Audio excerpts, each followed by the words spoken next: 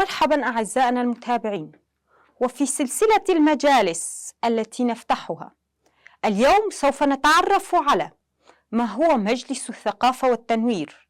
المادة رقم 99 للإدارة الذاتية الديمقراطية تنص على: مجلس الثقافة والتنوير يتشكل من ممثلي أكاديميات الثقافة والفن، من لجنة الإعلام، لجنة أكاديميات المجتمع الديمقراطي، وممثلي المراكز والجمعيات الثقافية واتحادات المثقفين والفنانين، وممثلي الكليات المختصة بها.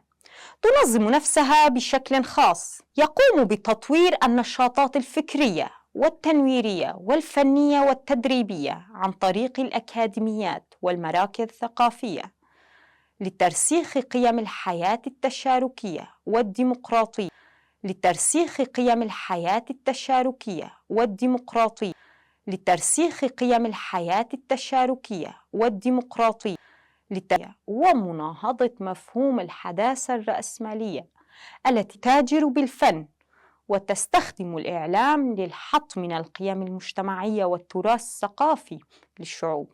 يقوم المجلس بإعداد الكادر الأكاديمي المختص. وبهذا أعزائنا المتابعين نصل وإياكم إلى ختام فكرتنا لهذا اليوم، على أن نلقاكم مجددا. لا تنسوا متابعتنا. دمتم بخير.